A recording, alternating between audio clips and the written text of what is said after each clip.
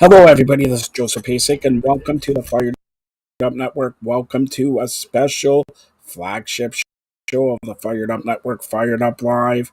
And we're going to begin the show with Ballin. Yes, Drew Ebanks of OnPointBasketball.com is back, and then we'll be following up with Courtney Riddell of Female Empowerment Movement, the Renaissance Mama. Here is Drew Ebanks.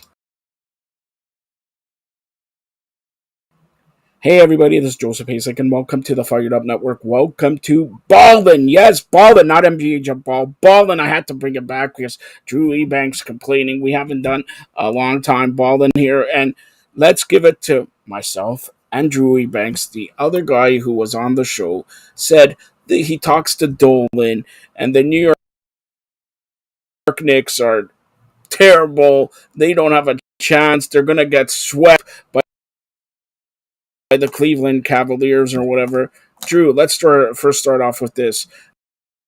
Can you tell me the series? What's the score between the New York Knicks and the Cleveland Cavaliers? The series is over. It's done. The series is over. The Cleveland sweep? The sweep? Well, no, but it's over. The series is over. Now, Cleveland did not sweep. Whoever said that is definitely wrong. All right. Time 20 years that they make at least the second round. New York Knicks are in. The Islanders are fighting. The Rangers are fighting. New Jersey's fighting. They got some guy named Aaron Rodgers and New York Jets. Could this be New York winning an NBA and some team in Toronto getting to the second round too in the same year? Wow. What do you say about that? Miracles do happen. Am I going to win 649? You might have to play it this Big up! I'm going to win 649 according to Drew Ebanks. If I lose, he's going to give me $1 million, right? Yeah, I'll give you $1 million. But the one is going to come after the decimal point. Everything's coming from to the right. But how surprised are you that the Knicks, and I'm not going to say easy fashion, but in 5 games, that's pretty easy fashion. And let alone, look, instead of playing Milwaukee, we'll touch on who they're going to play. So the Knicks could go to the Eastern Conference Finals. Well, I mean, the Knicks right now, a lot of people question their moves. A lot of people question their management when they changed up management a few years ago and said, can they really do it? And my thing was always, if James Dolan is still a part of the Knicks, they're not going to go anywhere. And they're proving me and proving a lot of people wrong. They just have a great chemistry. And even with the move to bring in Jalen Brunson over from Dallas, who would have thought that guy would be this good? I mean, you saw he was a great player. Obviously, a guy out of Villanova. They are a point guard factory. Former coach Jay Wright just churned out point guards, including Kyle Lowry and several others that are in the NBA right now. But to think he would come in and be such a force of leadership, RJ Barrett, obviously, there was high expectations, especially from Canadians. Now he's able to play a different role instead of having to be the guy bringing up the ball all the time. He can play off the ball, more of a shooting guard, traditional shooting guard role. And he's thriving now with the leadership of Brunson. So right now the Knicks are playing great. The Cavs, I think, underachieved. You have to admit that, Joe. They did not play up to par. I felt their young big men needed to step up really. And those guys are probably a year or two away from coming, and doing damage. But you have to give it to the Knicks. And when Spike Lee's happy, the NBA is happy. And that's fun to see again. Spike Lee on the sidelines going nuts. All right, before we get any further, let's talk about tonight's game here. Many people thought it's going to be over Boston and Atlanta. Trae Young with that shot. It started a couple minutes ago. Can Atlanta take it to 7 games? And not only take it in 7 games, imagine if Atlanta throws out Boston. Milwaukee's gone. Boston's gone. Philly, okay, they're resting there. So Philly's hoping that this goes 7 games because Joel Embiid got injured, but now second round he's probably going to play back and all that. If Boston gets out, this is Philadelphia, which I said are going to the NBA Finals. This is Philadelphia to lose or get it at least to the NBA Finals. But imagine having a Philadelphia New York Knicks Eastern Conference Final. Wow, nobody would have definitely been predicting that one if that's to happen. But I mean, I think we're getting a little ahead of ourselves. Yeah. I think that shot is one of the greatest shots I've ever seen. I couldn't even believe that Young took that shot. I mean, Curry, we've been used to seeing Steph shoot those, and mostly in practice, but now that's becoming game shots. You look at Dame Lillard, that's where he shoots from. We mentioned that shot that we're going to talk about, Jimmy Butler, 2 seconds last night, and that shot, and we'll touch on that a little after this comment by you, but go ahead. Yeah, that shot by Butler was unreal. What a finish there. Pushed off a little bit, but yeah, we'll get back to it. Boston, I think, realizes right now, okay, fun and games are over. And you got to be thinking, they're looking at the fact that Milwaukee's out. And really, when you think of it deep down, the challengers for the Celtics getting back to the finals was probably Milwaukee and Philly. One of those teams now is out of it. I don't think Miami could pose any danger to Celtics if they were to, meet in the playoffs. I think the team that they still have to worry about will be Philly, and that if they get to that matchup will be phenomenal. So I think for the Celtics right now, they're up 3-2.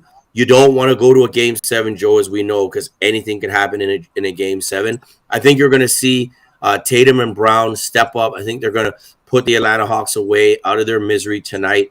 Look for this one to possibly be a blowout, even though on the road, Boston realizes they have to win at State Farm Arena. All right, so you're saying Boston will win. I got Boston tonight.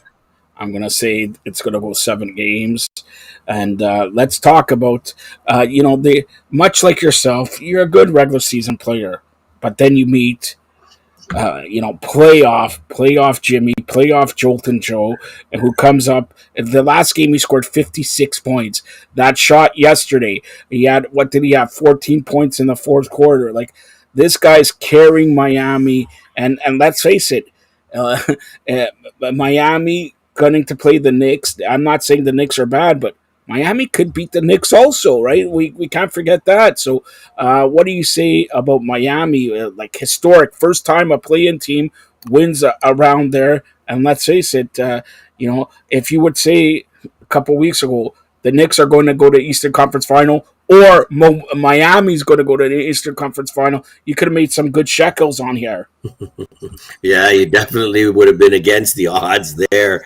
Man, what can you say about Miami? I mean, losing their first play-in game, then winning, and basically a 1 versus 8 seed should never really happen. I don't know what was going into the Milwaukee Bucks this series. I mean, they basically had 2 implosions in the series. You would not predict a team with Giannis Antetokounmpo to kind of fold like a cheap suit here in this series. And Miami, there's something different. People say this.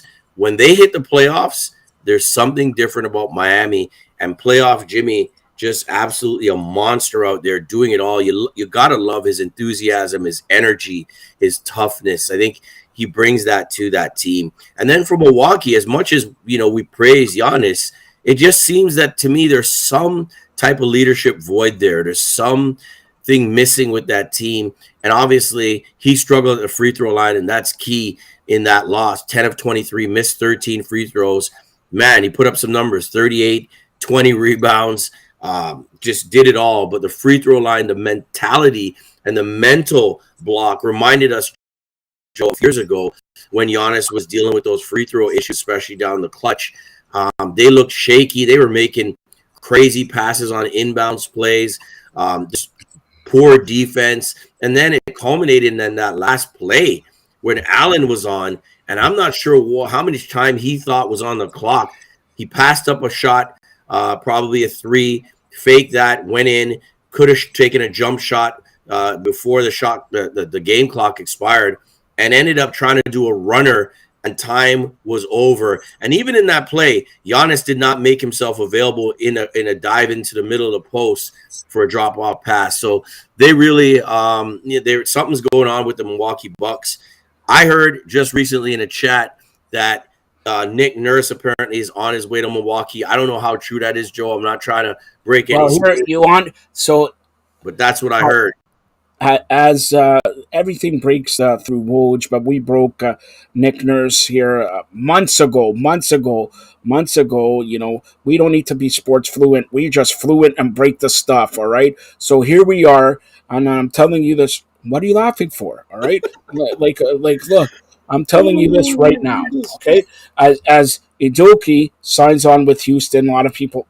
What are you doing with your hair? You look like Billy. What's wrong with you? It's Udoka. It's Udoka, by the way. Yeah, Udoka, whatever. All right. Udoka. All right. Houston stealing a position from Nick Nurse because Nick Nurse, it was said, wants to go to Houston. It was said to me by Fluent, but he's wrong. All right. That's the odds wrong.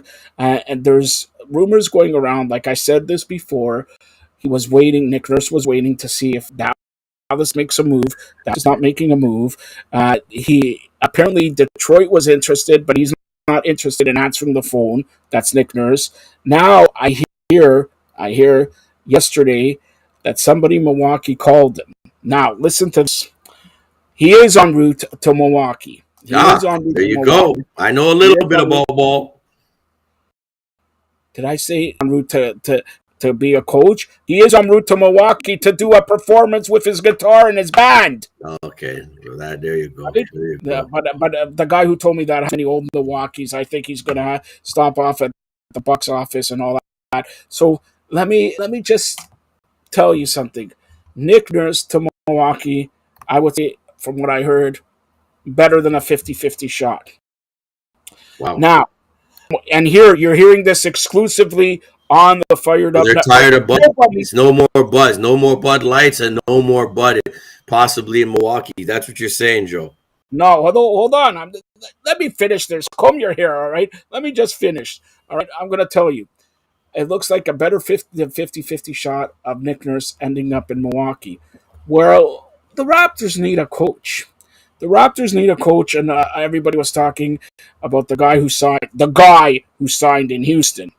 Now, it looks like Patrick Mutombo, Jerry Stackhouse, a couple other guys are rumored here.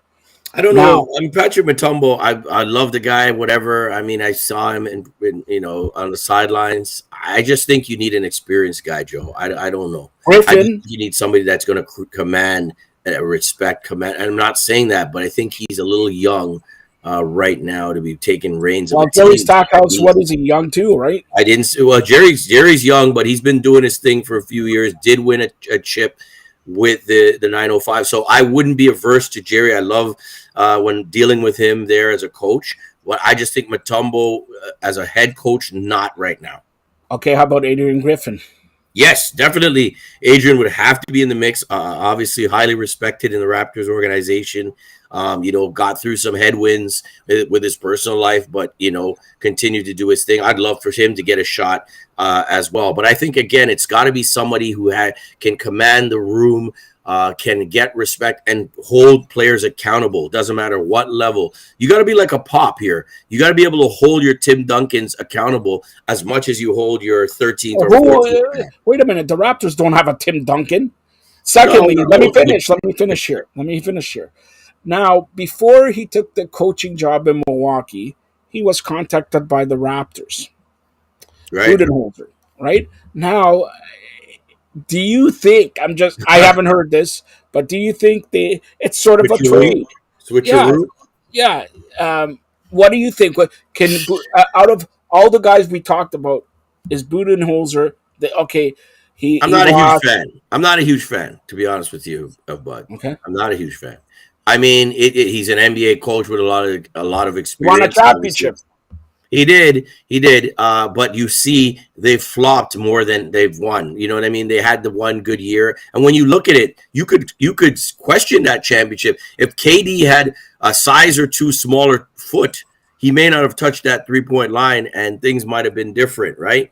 And so, I'm not a huge fan of Bud. I just think he's a good coach. I don't think he's a great coach, because even in this series, you got to be able to turn things around. You got to be able to motivate your number one seeded team not to lose to a play-in team. Come on, that's the least. So You can't go out in the first round if you're Bud.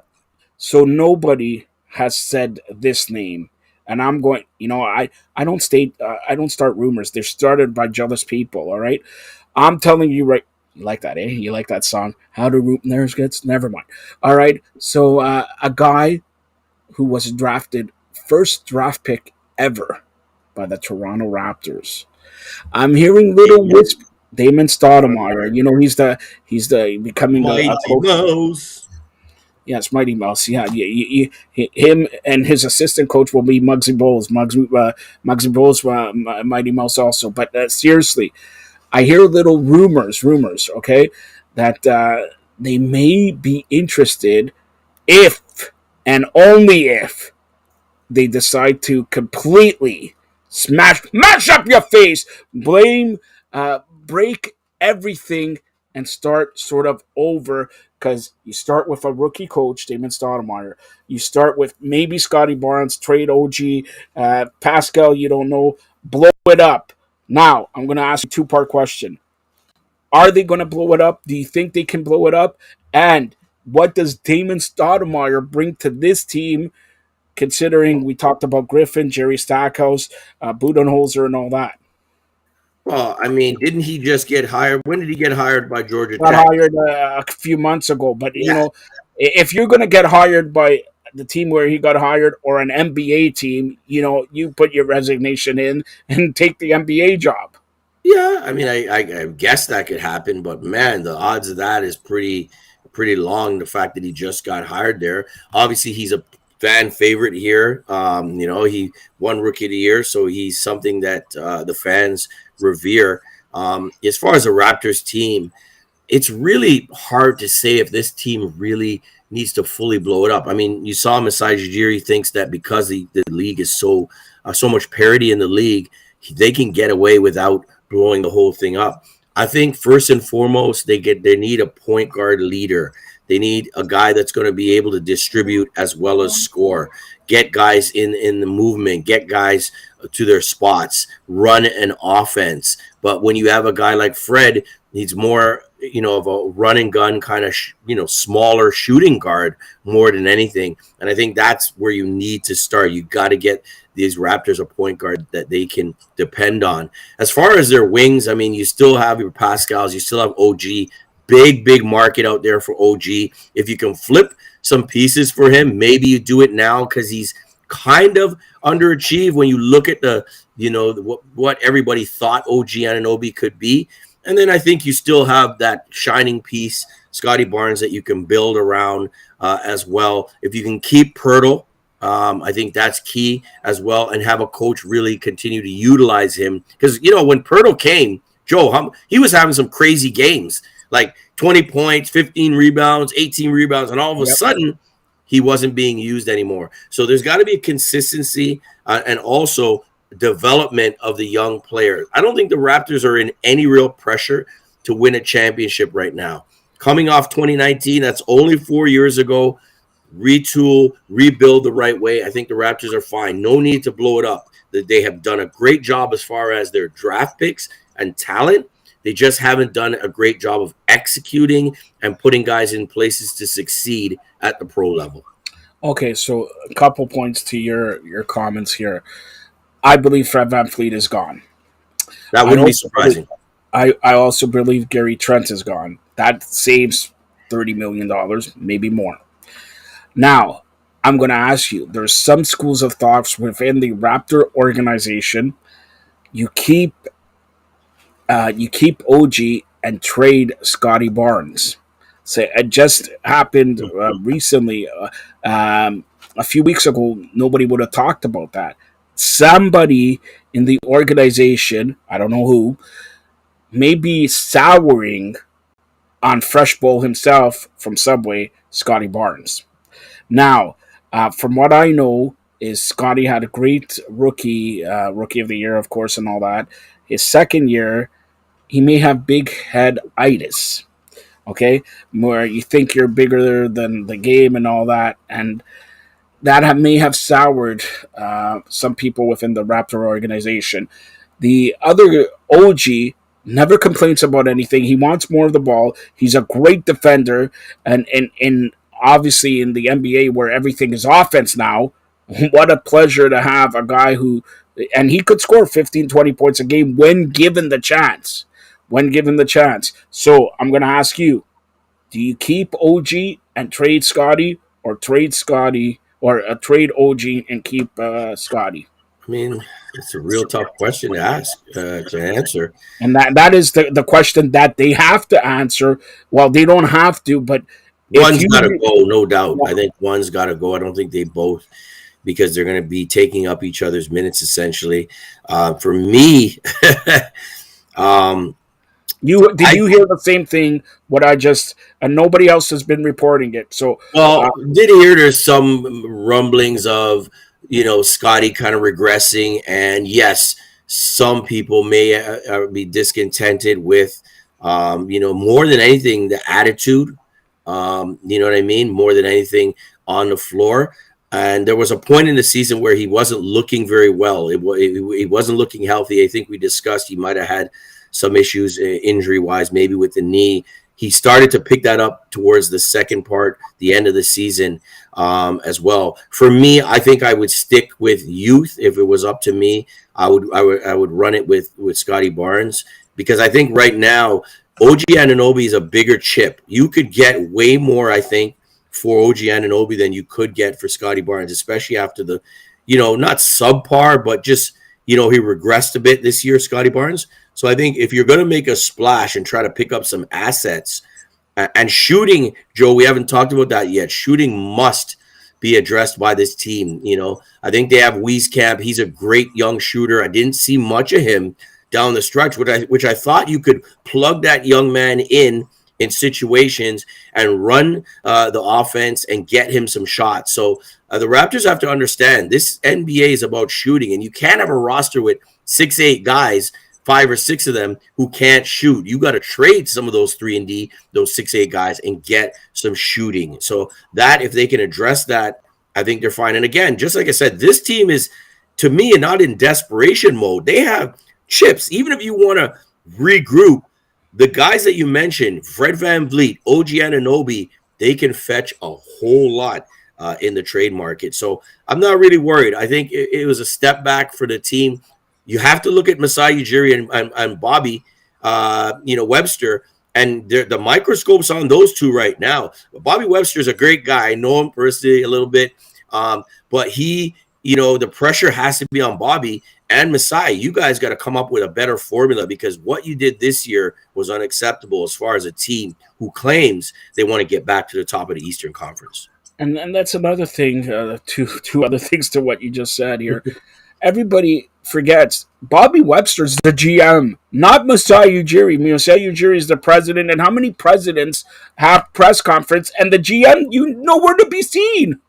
Okay, so that's number one. Shielded. It's like Joe Biden and Kamala Harris. You're seeing her now with some of the issues that have come up in the States, but you never see Kamala really out there, and it's just the same. It's like Bobby Webster's shielded from any criticism. And again, great guy, real cool dude. But you know what, guy, you got to put up now. This is the time. You guys have kind of let things go. You even look at Miami and what they've done, and you think, the Raptors could be that team. The Raptors just don't have the kind of grit and leadership that Miami Heat have. And they don't have their number one. Like with all due respect to Pascal and Scotty and OG, they're still not a number one player. If we talked about Miami, Jimmy Butler is their number one player. Milwaukee, even though they lost, Greek Freak's the number one player. Lakers, I don't have to tell you who's the number one player. Golden State, I don't have to tell you who's the number one. Imagine putting Jimmy Butler on the Raptors.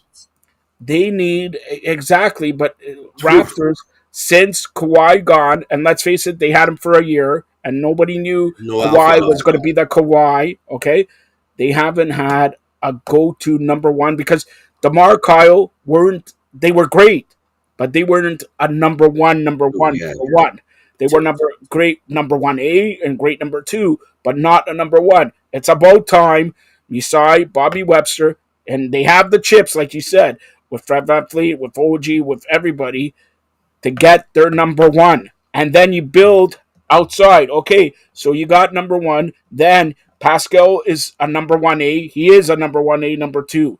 Then if you keep Scotty Barnes, he's a 2A. So you got 3 guys already because, like I said to you so many times, on the year, off the year, what wins in the NBA is 3: one superstar, one star, and one up and comer. And if you look at it, every team that's going to win and every team that's gone to the second round and third round in the finals have 2, if not 3, guys who are superstars, stars, and up and coming. And right now, the Raptors, as it constructed right now, they have. I don't know if you want to say Pascal is a star. He's not a superstar. He may be a star. Yes, I'll give OG that. is up and coming. Scotty Barnes not even in the level here. They don't have a superstar. Every That alpha NBA, dog. They don't got that alpha dog. yeah, exactly. Jimmy Butler, like they say, playoff Jimmy. He, no points. He played 221 career games. He has no games of 40 points. In 28 playoff games, he has 8 of 40 or more points. There you go. They need, forget about playoff Joey, Drew, or whatever. They need a number 1, bona fide number 1. All right. Yeah. So here we go with, we already know 1 or 2 second round matchups. You got Phoenix and Denver, and like we talked about, Miami and the Knicks. So since we're on the flagship show of Fired Up Network, Fired Up Live, let's look at final question. Let's look early look at the second round selection. Let's start off with the East here. Miami, New York. Who you got in that one? Whew, that one's going to be tough. I mean, they're going to have to. The Knicks are going to have to overcome playoff Jimmy because he's chomping at the bit right now, Joe. He's salivating. I mean, this guy has taken out the number 1 seed, so he's looking at the Knicks like we're playing with house money right here. The Knicks are going to have to contain him.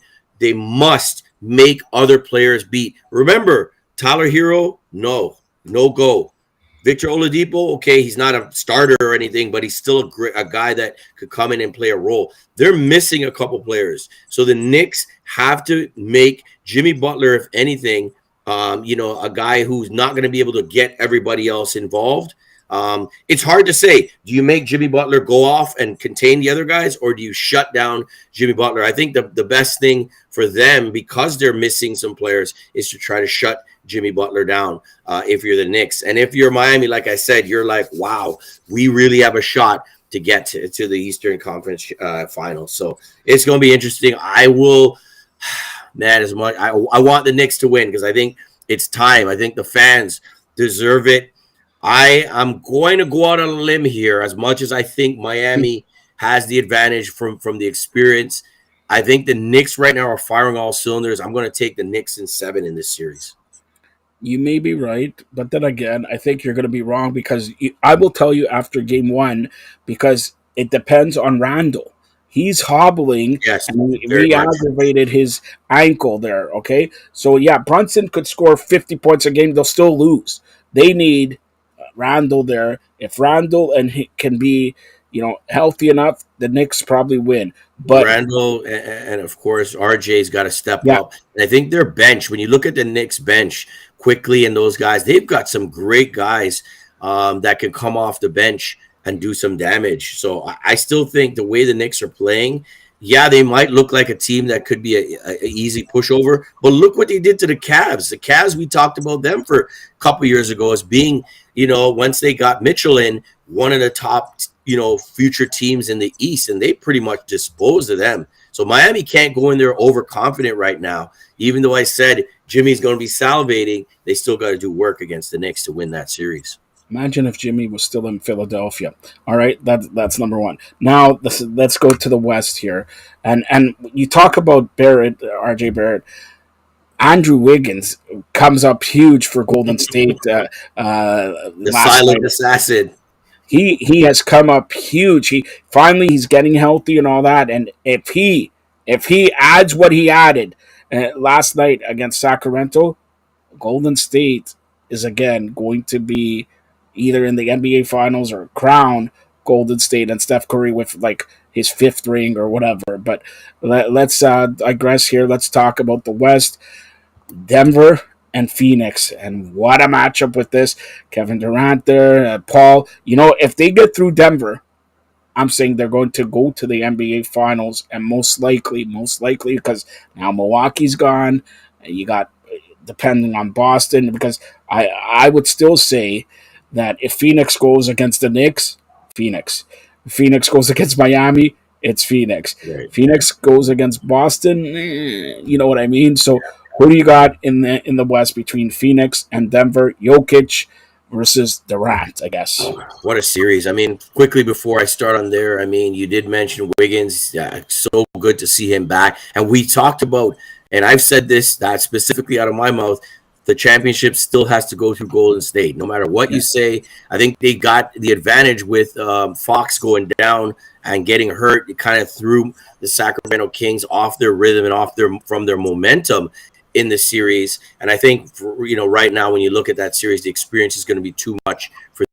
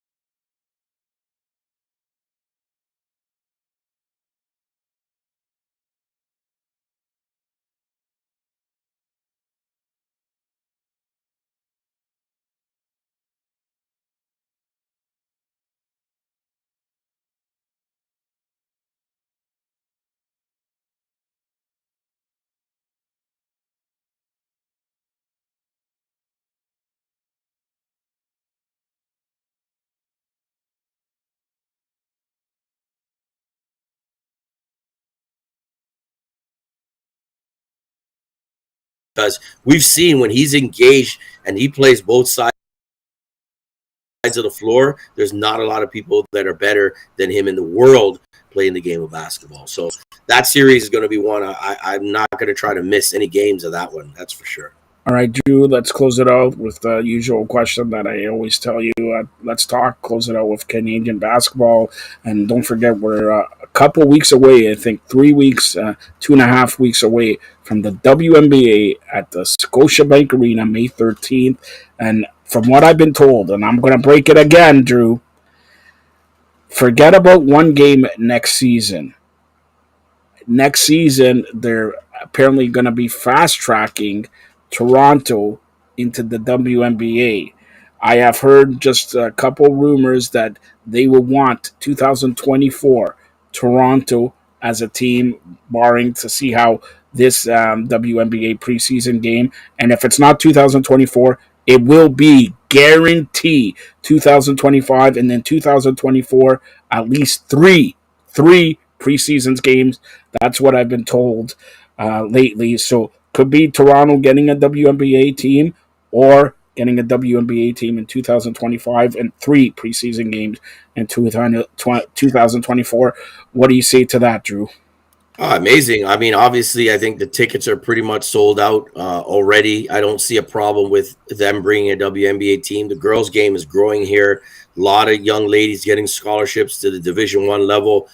You see players like Aaliyah Edwards, who we spoke about for several years, doing their thing on the NCAA stage. You have a huge transfer right now, Cheyenne Day Wilson, who we did a feature on last season before she won ACC Rookie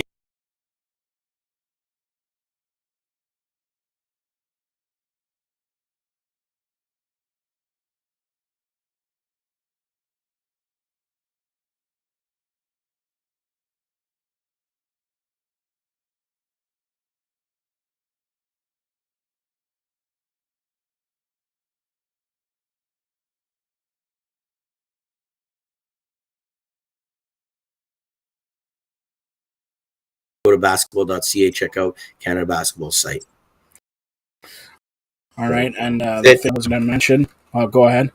No, go ahead, man. I got to run soon. So the thing I was going to mention, they announced that Toronto is going to get a Canadian women's soccer team in time for that league to play, the Canadian Women's Soccer Professional League, to play in 2025. And like I said, we're going to have a Canadian soccer, and it looks like the WNBA in 24-25. So ladies movement is moving here all the time.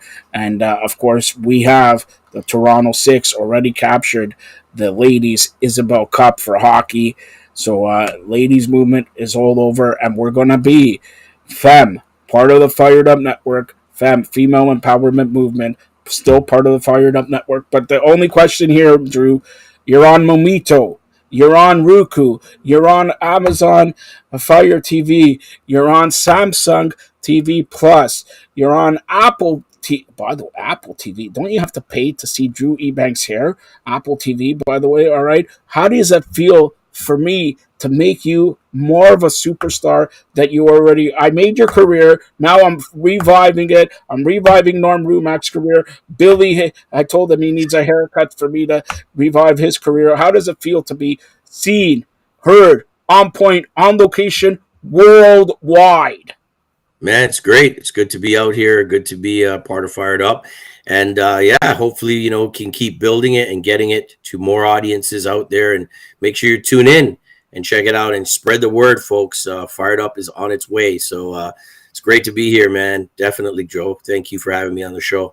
And that's Drew Ebanks, Captain Canada of OnPointBasketball.com. And fans, now you're more fluent.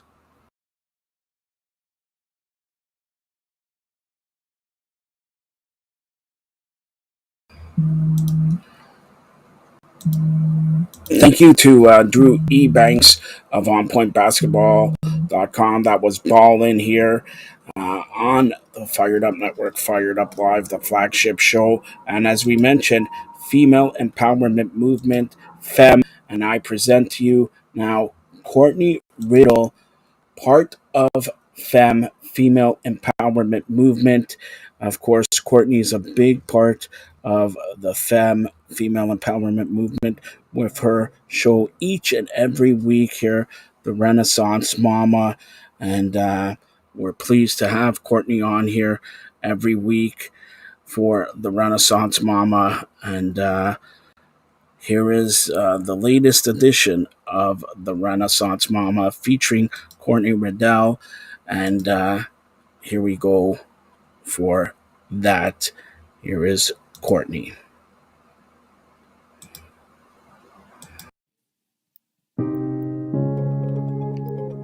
Hi, friends. I'm Courtney. I'm a performer, speaker, and a writer. I'm a mama to 3 crazy boys and a super sweet dog. I decided 12 years ago that I needed to create a business that worked for me instead of me working for it. I'm a multi-passionate entrepreneur who may be considered a serial entrepreneur by some. But then I realized that all of my businesses focused on connection, community, and creating an incredible experience. I cannot wait to share with you how to make small but mighty changes in your life to affect your overall well-being and create a life and business you want to get up in the morning for. That's right, my friends. I am the Renaissance Mama. Hi friends, it's me, Courtney, the Renaissance Mama, and I want to thank you so much for taking the time out of your busy day to check out this show. And if you haven't done so already, if I could ask you a huge favor and maybe you could share the show with a friend or two. We have some big news on Fired Up Network. We are now available on multiple apps and platforms. One of the biggest ones is Mometu. It's all free. It's streaming. It's awesome. Share it with your friends because why not, right? Like, let them know these awesome shows are out here. I would greatly appreciate it if you did. So I had a reminder the other day. I was at my son's end of the year hockey tournament. I'm always at a tournament. Trust me, I'm always at the arena. I pretty much live there. And I just had this fabulous reminder of how much you can succeed if you have a team with you. And I'll tell you a little bit story about the hockey first. So even if you're not a hockey person, I think you can appreciate this, and I think you can see where my inspiration came from. So for my son's hockey team, they are on the travel level. It's the first level of travel, but we're from a pretty small area. So what happens is every year, kids who are very talented hockey players leave our association and go play at that next level up because, they're so good, they got to move on. So our team is continuously changing, growing, developing, but the reality is that we just don't have the resources that some of these other teams have. Some of these other teams have hundreds of kids try out, whereas our team had the exact amount of kids they needed for our team. Our coach actually took a chance on a number of kids because he wanted to grow the program. He wanted to, coach those kids and really have a team that these kids would love and enjoy. The funny thing about this group of kids is there's some very talented players, but overall, there's nobody that is can do absolutely everything. There's no super well-rounded player. There just isn't. But what's really fun about this group of kids is what they are good at, they are really, really good at. So there's one kid that doesn't matter if there's a billion kids on the ice. There's not a billion, there's 10.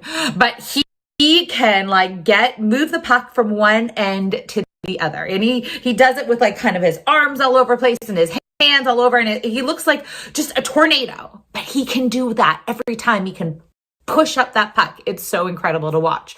There's another guy who is a foot shorter than anybody he plays, and he can get right in there and dig and push up against people. There is another kid who's really good at being at the right spot at the right time and can just kind of chip in the puck to get in these goals. There's my son who, the moment he has the puck, he's passing it away, but that's because he knows where his other players are. He's already watching ahead and knows where they're at. So he gives them these beautiful passes. But if all these kids play separately, they don't have all the skills. They're not as fast as some of these other teams. They're, not as strong as some of the other teams. They're not as big. They haven't had as many hours. So their skills aren't there.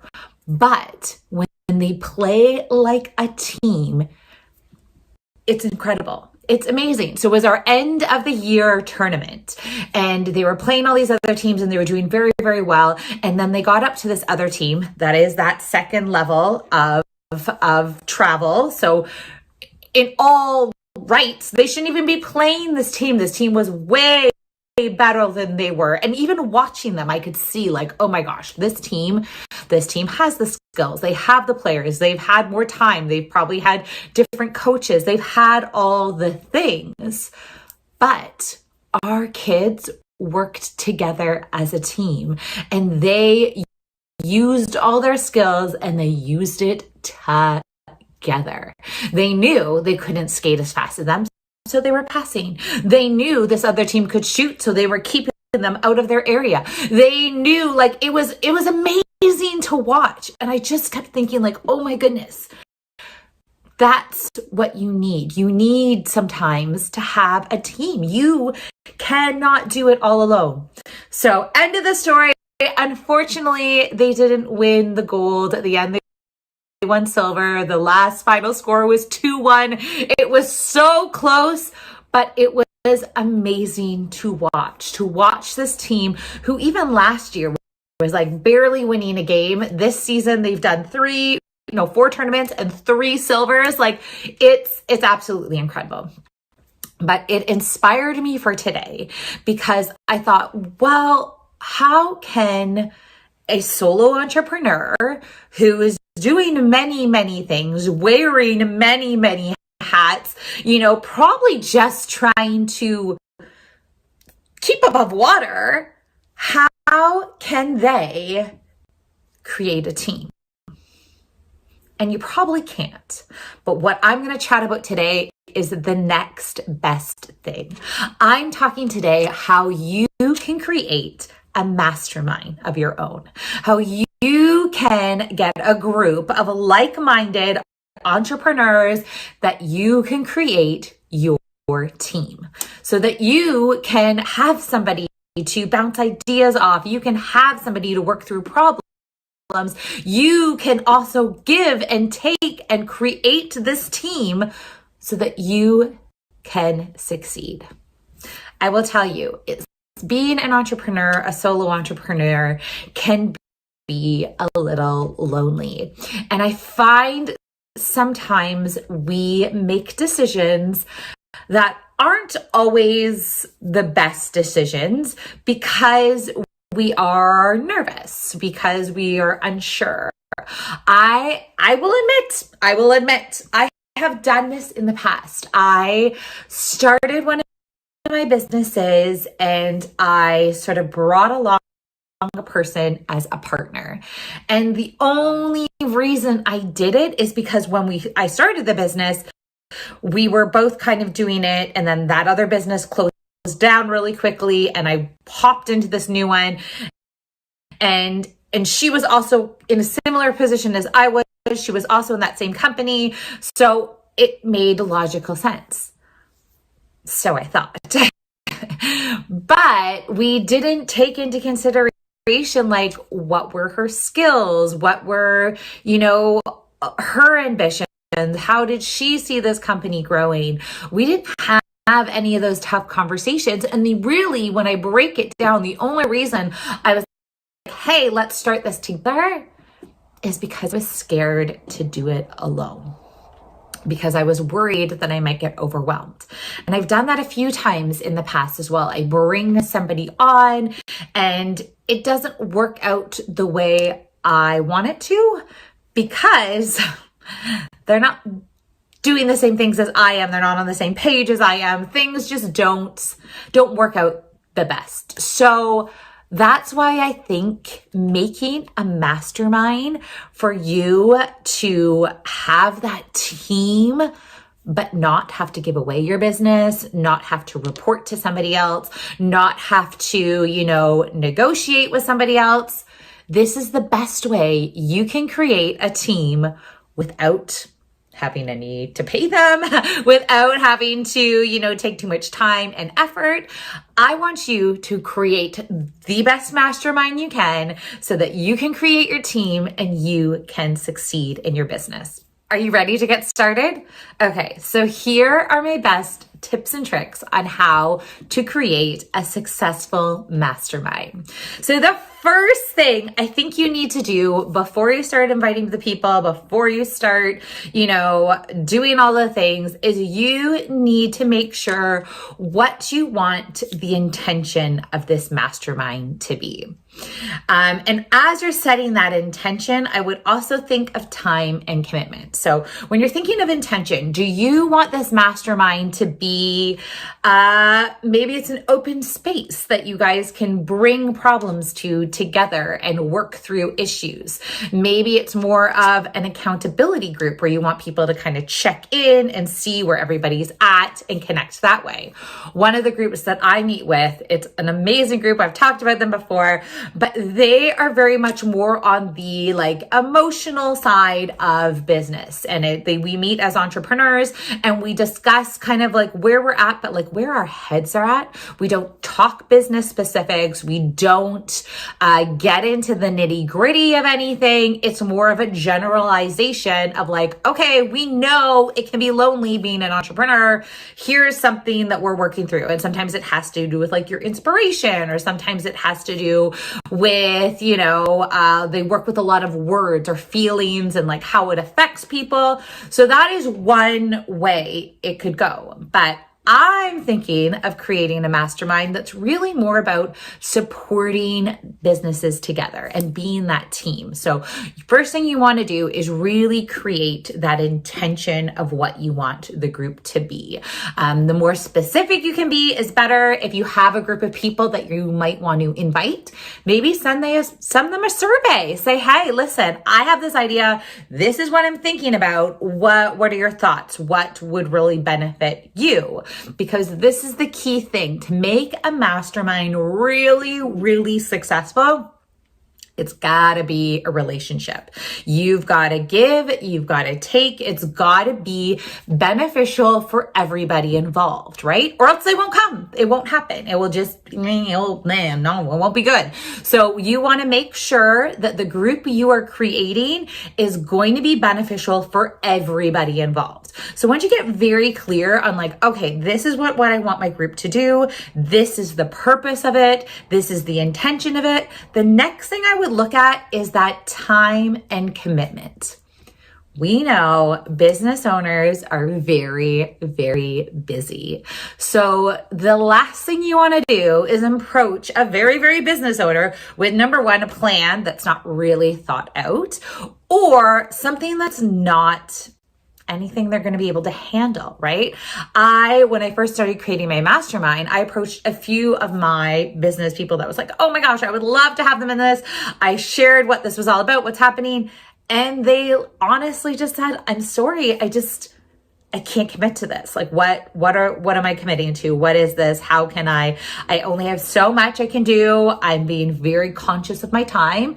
And I respect that, right? Like I respect a business owner that is so clear on their vision, so clear on their goals, so clear on their life and their priorities that they can say no to things, right? A lot of people aren't very good to that, very good at that. So you want to make sure the time and the commitment is very clear and probably something they can handle.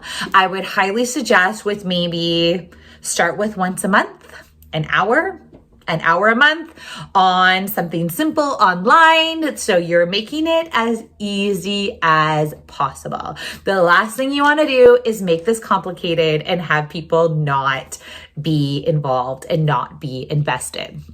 Once I have that intention, the time and commitment set up, I would then start looking for my ideal group members. Before you even start sending out the invitations or connecting with people, I would like you to have a good idea of how many people you want in this group. I would say 5 to 8 is that really special spot. Anything larger than that, you might have a hard time either taking turns. You might have a hard time really getting people to open up, getting people to communicate. You might be forced to kind of break off into smaller groups. And if that's something you want to do, that might be amazing as well. But I would say that 5 to 8 is probably a really great number for you to start off with. And then we know people, once again, get busy, so they may not make all the meetings, but I would be very clear when I'm inviting people what the commitment level is and what the expectation is. If like I want people to show up, I can tell them that like, hey, this is going to be so beneficial for you, but you need to let me know if you're coming or not. And it can't be a last minute cancellation. It can't be, I'm going to come whenever I want to. If we have a plan and a program in place, I need you to let me know if you can make it or not. So when you're looking for the right people for your group, there's a few ways you can do this. One of the times I was a part of a mastermind that really dealt with, they were all local communities within my community. And what was really wonderful about that is that we knew the community very, very well. So even if we didn't have the exact same ideal customer, we knew what the community was about. We knew what they stood for. We knew how they communicated. We knew everything about that community. So that was something that we could relate with. But if you're looking to do something more online, maybe in a broader general sense, then I would say you might want to look for people that are, do have similar ideal customers that you do. I would suggest not getting people in this group that do the exact same thing as you do, because we know that can get a little bit icky. That can get a little bit harder to make discussions. It's harder to be really open and ask for ideas and suggestions if you feel like you're in that sort of like defensive mode because your competition's right over there. The other thing I would think about when I'm inviting people to this mastermind is I want to find people that not only have potentially that ideal, same or similar ideal customer, but I would love to find people that are on the same sort of wavelength as I am. Maybe they're at a similar stage of their business. Maybe they are, offering similar, not services, but like, for example, I have recently created this really amazing digital course, but I'm having an issue trying to get the vocabulary out of how beneficial this course could be. I'm just not able to connect with my audience. So when I had my friend Carly Moore on a few weeks ago, she also created a digital course. So she understood that pain. She understood that frustration of like, okay, I'm finding my people, but I can't get my message across. So we have very different ideal customers. So we're selling very different things, but on that level of like, we both have a digital course, we understood each other.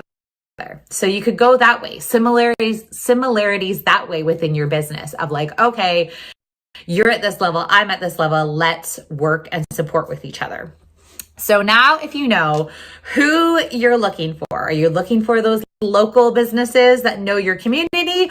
Are you looking for a business that is, at a similar stage as you are? Are you looking for a business that has a similar ideal client? And you can say, hey, I'm having an issue connecting with these people. How do you do it? Once you figure out who you're looking for, I would actually write up like an ideal like mastermind group member. Like, this is who I'm looking for.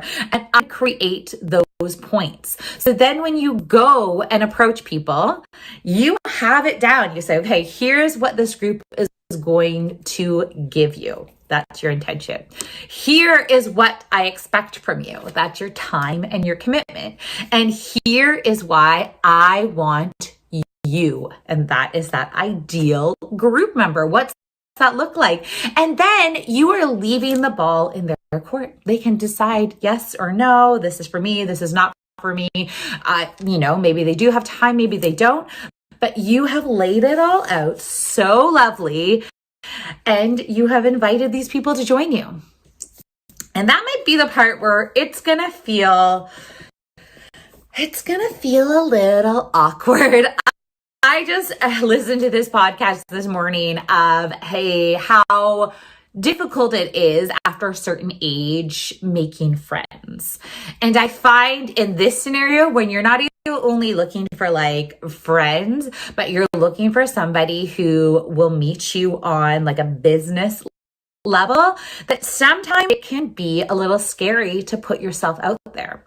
I said years ago, whenever I was a new mom and I was trying to meet other new moms, I felt like I was on a dating scene. I'd be checking them out, checking their babies out, how old they are. Oh yeah, checking out what's next. Do they bring? Okay, checking out their vibes. How do they? Oh yeah, they kind of are rolling like I am. Okay, and then I would go in there and make a move. And I feel like when we're talking this business group and this mastermind, that I would almost want to approach it that same way. You want people that like understand you. You want people that are going to help you. You want people that you can help. You want to make that relationship really, really good. You may also be looking for somebody that has those skills that you may not. So similar to that hockey team, here's all these cute little boys who are so good at certain things, but they needed to come together to be really good all together.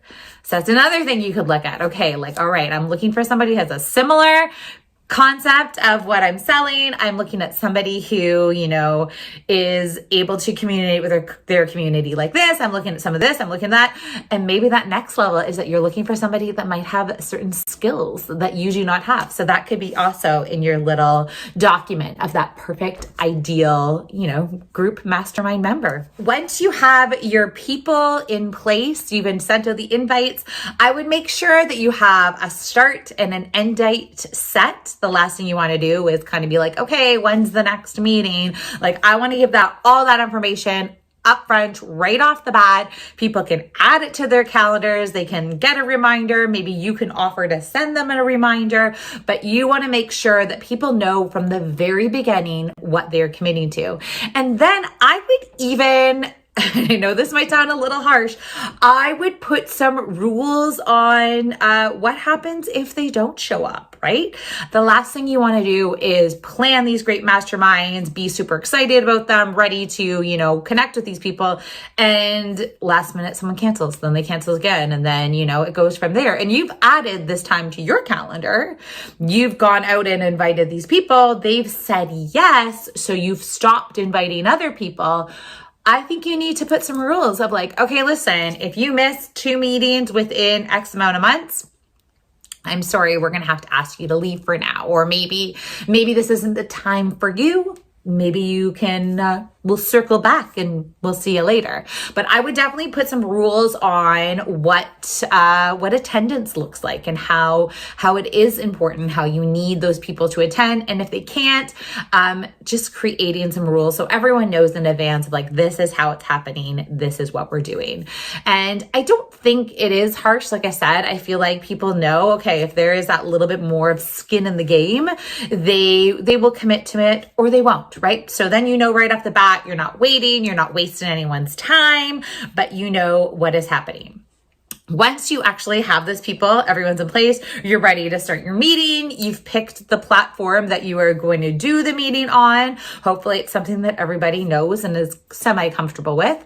I would probably have somebody, especially for the first little while, act as kind of your leader or your host of the meeting. And maybe it's something that you guys take turns with. Maybe there is, a way that it makes it a little bit more fair, or maybe that's not everybody's thing. But I would say for the first little while, you're going to want somebody to kind of lead everyone through the meeting. And there's different ways to do it. You can make it a very casual, like, hey, this week we're going to chat about, I don't know, social media marketing, right? Bring your questions about social media marketing and we're going to discuss that. And I would have that person kind of lead everybody through, hey, this is what we're talking about. The other option you could do though is get really specific. And I think sometimes this might take a little while once your group is really kind of growing and involved, but I've seen it in the past where people have done these masterminds and they're like, okay, setting the expectations and the rules. So for example, everyone's going to have 10 minutes to present their issue or problem or whatever they want to the whole group to be looking at. And you use your 10 minutes however you want. So if for your 10 minutes, if you want for the first, minute and a half, you're explaining the problem and you want us to brainstorm, then maybe we're doing that. If for the first minute and a half, you're explaining your problem and then you're doing Q&As, maybe you're just asking the group general questions of like what you're working on, what they can help you out with. Maybe there's a way you can share with people ahead of time. Like, hey, listen, so-and-so is going to present this week and her issue is all about, I'm just going to say it again because I was just using the example, her issue is all about social media marketing. She's having a problem with can people bring some ideas to the table or whatever it may be. I think there's so much potential in this. Like, I think there are so many ways small businesses could be helping each other and have these masterminds and create these masterminds. I mean, how many times have you been at a workshop or something like that and someone tells a story and you're like, oh my goodness, I've been there. I've done that. Like, oh yes, please let me. So sharing these ideas or these stories or sharing is just, it's so incredible. Like, I think there are so many ways that this mastermind could be extremely successful. But I would say you definitely want to create that kind of host or leader. So you want to give guidelines, set clear expectations. The last thing you want to do is like one group member chatting away the whole time and people not feeling like they're getting to be seen or heard, and you want people to get value. You want people to get value out of your mastermind, or what's going to happen is next time it rolls around, they're going to, I'm supposed to be on that meeting in 5 minutes. You know what? I'm not going to go, right? You want to provide that value. You want to create that relationship. You want everyone to walk away from that mastermind going, oh, yes, I'm excited. I'm pumped. I'm ready. I got this answered. And maybe you're not going to give everyone answers, but it's at least really fun to get people's ideas rolling or get things moving or get like those conversations to start happening. I have a few people that we regularly meet, and I always share fun kind of social media campaigns because my mind is working in that like creative sort of director mode. And I'm like, oh my God, what about this? What about this? What about this? And I'm throwing ideas at them. And they always are so shocked and like, oh my God, I can't believe you just thought of like 10 different ideas in like a minute. But it's because that's how my mind works. Like that's how I think. Whereas sometimes when I have other issues and we're talking about like this or that, whatever, people are able to give their opinions and their ideas. So it's just so incredible when you work with a group that have different skill sets, different businesses, different services, different issues, but are able to really support each other. So long story short, have someone that's kind of going to lead through it. And then I would have some set guidelines and rules, especially for the